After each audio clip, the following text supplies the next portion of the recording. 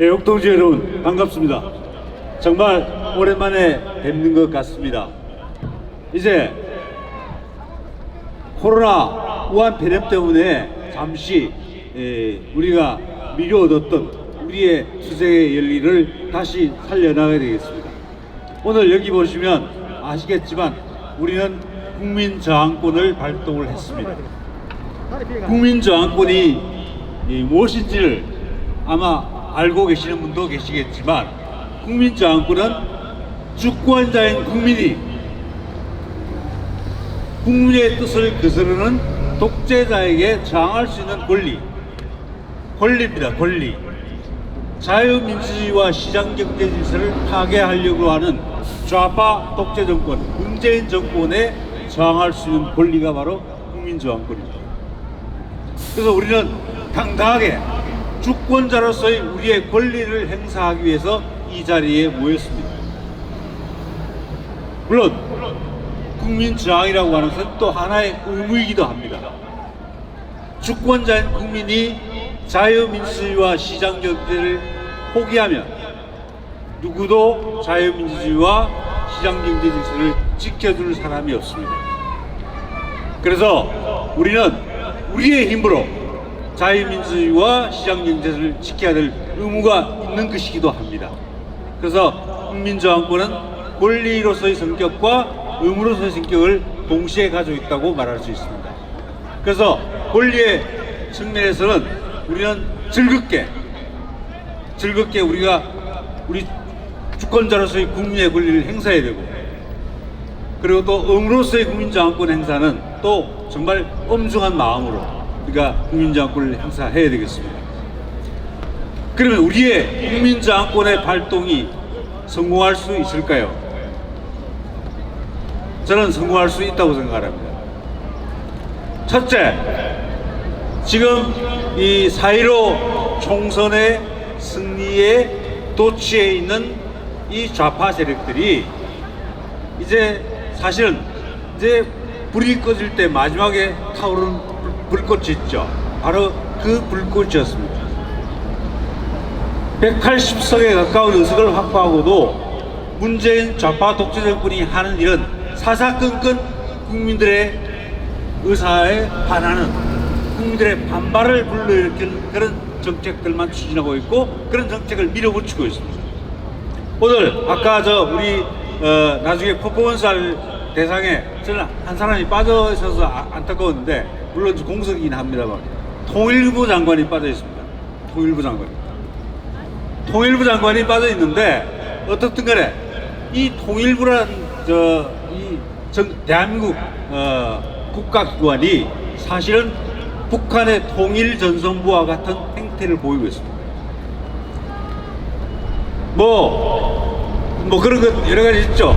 이 이인영이라는 후보자가 뭐라고 했냐면, 북한이 개성공단 폭파했는데 그 700억 대한민국 국민의 세금이 들어갔는데 그 손해배상 받을 수 있냐고 물으니까 그럴 가능성이 별로 없다고 얘기했죠. 이게 통일부 장관의 그 태도는 아니죠. 통일전선부의 그 장관의 행태입니다. 그래서 저는 뭐라고 생각하냐면, 이제는 문재인 정권이 내리는 걸음걸음마다 이제는 모두 지뢰받습니다. 그리고 그 과정에서 점차 많은 국민들을 적으로 몰아간다. 그렇게 생각합니다. 그래서 이제는 조만간 전 국민들이 문재인 좌파 독재 정권에 저항할 날이 멀지 않았다고 생각합니다. 바로 이게 우리가 이길 수 있는 하나의 중요한 요소입니다. 또 하나, 제가 국제정치 전문가는 아니지만 하여튼 미국의 정치의 현실을 잠깐 말씀드리면, 트럼프 대통령이 재선에 실패할 것이다, 좌파론들 많이 떠벌리고 있죠.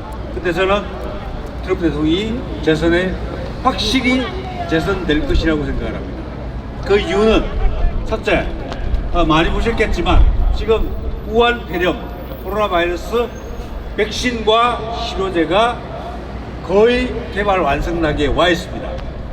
그러면 실제로 미국이 그 우한 배렴 코로나 때문에 사실 경제 활동이 거의 중단이 됐었는데 이제 치료제와 백신이 나오게 되면 경제 활동이 재개됩니다. 이미 뉴욕 증시에서는 그런 조짐이 나타나고 있습니다. 그래서 미국의 경제 활동이 살아나게 되면 당연히 그 업적을 인정받아서 트럼프 대통령 승리한다고 봅니다. 또 하나, 조 바이든이라고 민주당 대통령 후보가 있죠. 조 바이든, 제가 판단할 때 조 바이든은 거의 치매 수준입니다. 좌파들은 왜 그렇게 정신이 없는지, 그 이쪽이나 저쪽이나 다 마찬가지 같습니다. 하여튼 정신이 없어서 제대로 사리 분별, 사리 판단 능력이 없는 것 같습니다. 아마 트럼프 대통령과 바이든이 아마 선거 유세에 돌입하고 TV 토론 같은 것을 하게 되면 미국 국민들이 그 트럼프 대통령과 조 바이든의 사이를 누가 미국을 잘 이끌어 나갈 수 있는지를 확실히 알 수 있을 거라고 생각을 합니다. 그래서 당연히 트럼프 대통령이 이길 것입니다. 그런데 더욱 고무적인 것은 지금 트럼프 대통령이 하고 있는 대중국 정책, 한마디로 말하면 중국 공산당 고립 정책입니다. 이 정책을 전방위로 펼치고 있습니다. 그리고 이 정책이 상당히 큰 효과를 불러일으키고 있는 것 같습니다. 휴스턴에 영사관 바로 철수했죠. 물론 뭐 청구에 미국 대사관도 뭐 나가라고 했다고 합니다만은 중요한 거는 휴스턴이 지금 나사 근처에 있는 그 도시 아닙니까? 그러면 여기는 과학기술의 최첨단 기지입니다. 이 지역을 미국의 표현에 따르면 지식재산권과 개인의 정보, 이것을 훔쳐가는 근거지가 바로 휴스턴 종영사관이다, 이렇게 규정을 했습니다. 그러면 사실 이 연장선상에서 다른 종영사관도 바로 퇴출시킬 가능성이 있는 겁니다. 극히 제한적인 숫자만 남기고 그럴 수 충분히 있는 거죠. 자, 그런데 더 중요한 건 트럼프 대통령이 위반하고 있는 것이 행정명령이 있는데 그 행정명령의 내용은 다른 게 아닙니다. 바로 중국 공산당원은 미국에 입국할 수 없고, 공산당원뿐만 아니라 그 가족도 입국할 수가 없고, 그리고 현재 미국에 와 있는 공산당원은 비자를 취소시켜서 추방한다는 겁니다. 그리고 그 재산을 동결한다는 겁니다. 바로 이 정책이 취해지게 되면 제가 짐작하건데 사람들이 이렇게 생각을 하죠. 중국 공산당원인지 어떻게 하느냐. 사실 여러 가지 알아낼 방법이 있지만 제가 생각할 때 이런 방법을 쓸 것 같습니다.